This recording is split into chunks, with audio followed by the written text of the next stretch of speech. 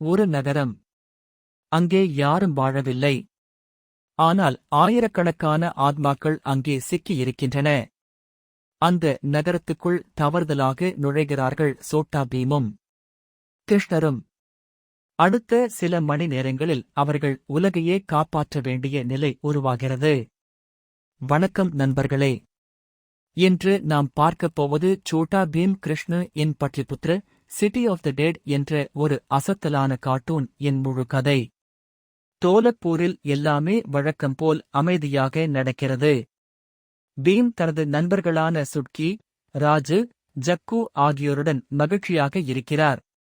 அதே நேரத்தில் பல நூற்றாண்டுகளாக மறைந்து கிடக்கும் பாடலிபுத்ரா நகரத்தின் அடியில் ஒரு இருண்ட சக்தி மீண்டும் விழித்தெழ ஆரம்பிக்கிறது.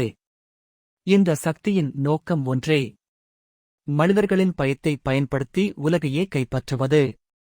துவாரகையில் இருக்கும் கிருஷ்ணர் இந்த ஆபத்தை தனது தெய்வீக சக்தியால் உணர்கிறார். உடனடியாக அவர் அந்த நகரத்தை நோக்கி பயணம் தொடங்குகிறார். அதே நேரத்தில் பீமும் சில மர்ம சம்பவங்களை அறிந்து அந்த இடத்தை நோக்கி செல்கிறார். இருவரும் எதிர்பாராத விதமாக ஒன்றாக சந்திக்கிறார்கள். பாடலிபுத்ராவிற்குள் அவர்கள் நுழைந்தவுடன் எல்லாமே மாறிவிடுகிறது. அங்கே மக்கள் யாரும் இல்லை. எல்லா கட்டிடங்களும் சிதிலமடைந்திருக்கின்றன. காற்றில் ஒரு விசித்திரமான அமைதி. ஒவ்வொரு மூலையிலும் யாரோ பார்த்துக் கொண்டிருப்பது போன்ற உணர்வு. திடீரென்று சாபமிட்ட வீரர்கள் அவர்களை தாக்க ஆரம்பிக்கிறார்கள். பீம் தனது அபார வலிமையால் பல எதிரிகளை தரையில் வீழ்த்துகிறார். ஆனால் ஒரு பிரச்சனை இருக்கிறது. அவர்கள் மீண்டும் எழுந்து நிற்கிறார்கள்.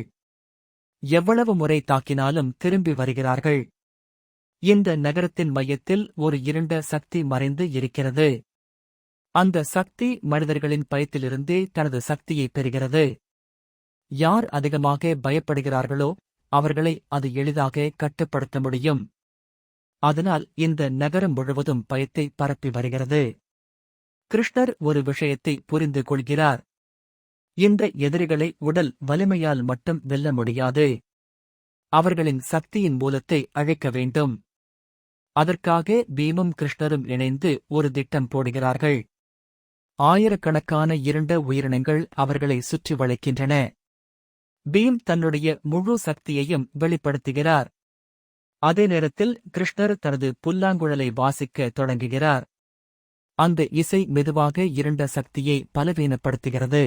இப்போது இறுதி நேரம் வந்துவிட்டது. பீம் தனது மிகப்பெரிய தாக்குதலை நடத்துகிறார். கிருஷ்ணர் தெய்வீக சக்தியால் சாபத்தின் மூலத்தை அழைக்கிறார். அந்த இருண்ட சக்தி மெதுவாக உடைந்து சிதறுகிறது. பாடலிபுத்ரா முழுவதும் ஒளி பரவ ஆரம்பிக்கிறது. பல ஆண்டுகளாக சிக்கியிருந்த ஆத்மாக்கள் விடுதலை பெறுகின்றன. இறுதியாக நகரம் மீண்டும் அமைதியை அடைகிறது. பீமும் கிருஷ்ணரும் அனைவரையும் காப்பாற்றி வெற்றியுடன் திரும்புகிறார்கள். இந்த கதை நமக்கு ஒரு முக்கியமான பாடத்தை சொல்லித் தருகிறது. பயம் எவ்வளவு பெரியதாக இருந்தாலும் துணிச்சலும், நட்பும், நம்பிக்கையும் இருந்தால் எந்த இருளையும் வெல்ல முடியும். இந்த கதை உங்களுக்கு பிடித்திருந்தால் லைக் பண்ணுங்க, சப்ஸ்கிரைப் பண்ணுங்க. அடுத்த வீடியோவில் இன்னொரு அசத்தலான கார்ட்டூன் ஸ்டோரி உடன் சந்திப்போம்.